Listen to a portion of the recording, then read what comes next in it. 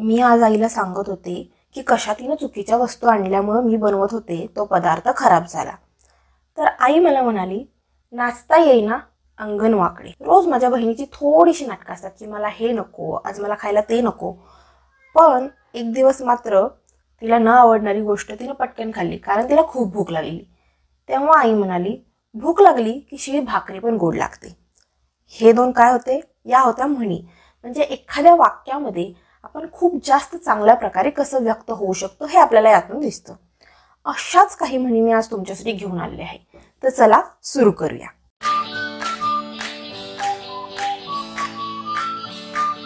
जसं फर्स्ट मी सांगितलं, नाचता येईना अंगण वाकडे। यासाठी इंग्लिशमध्ये म्हण आहे, a bad workman blames his tools. म्हणजे एखाद्या माणसाला काम करता येत नाहीये तर तो त्याच्या टूल्सनाच नाव ठेवतोय। Next one is a bird in hand is worth two in the bush. म्हणजे हातचे सोडून पळत्याच्या पाठी लागू नये। Next one is a burnt child dreads the fire. म्हणजे एकदा दूध पिताना तोंड पोळले की माणूस ताकही फुंकून पितो।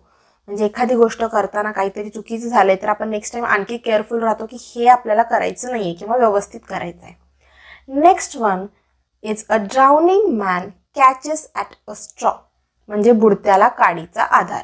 म्हणजे एखादी व्यक्ती बुडत आहे आणि त्याला पोहता येत नाहीये तर कदाचित त्याला छोटीशी काठी मिळाली तर तो त्या आधारे तरी जगू शकतो। म्हणजे छोटीशी एखादी अशी गोष्ट असते जी की त्याला हेल्पफुल ठरू शकते। Next is a figure among ciphers. म्हणजे वासरात लंगडी गाय शहाणी। Next one is a friend in need is a friend in deed. म्हणजे गरजेला संकटात उपयोगी पडतो तोच खरा मित्र।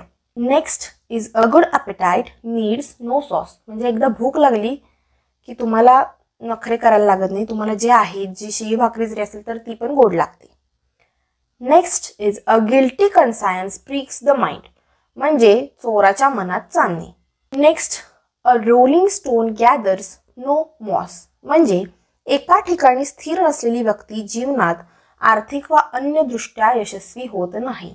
Next one is a stitch in time saves nine. म्हणजे वेळेवर केलेल्या उपाययोजनेने संभाव्य मोठी हानी टळते। A nod for wise a rod for the fool. म्हणजे शहाण्याला शब्दाचा मार आणि खुळ्याला तुम्हाला माहिती याच्या पुढे काय आहे ते। Next one is action speaks louder than words.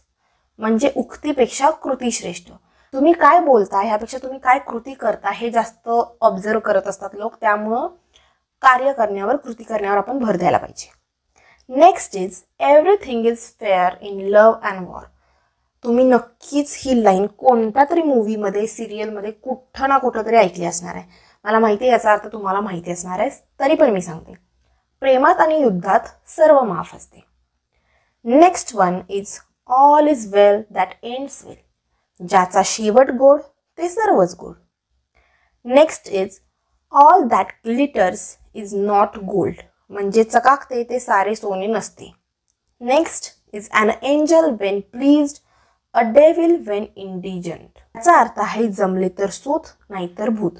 म्हणजेच एखादी आपल्या आयुष्यात अशी व्यक्ती असते, जर त्या व्यक्तीचा मूड चांगला असेल तर ती एंजल सारखी असणार आहे, चांगली असणार आहे, आणि जर नसेल जर त्या व्यक्तीचा मूड खराब असेल तर that person will be devil. म्हणजे ती व्यक्ती भूतासारखी वागणार आहे। हा आहे आपला फर्स्ट पार्ट। अशाच सुंदर सुंदर म्हणी घेऊन आपण अजून 3 किंवा 4 पार्ट घेऊन येणार आहोत। जर तुम्हाला हा व्हिडिओ आवडला असेल तर प्लीज लाईक, शेअर आणि सबस्क्राईब करा। Thank you so much.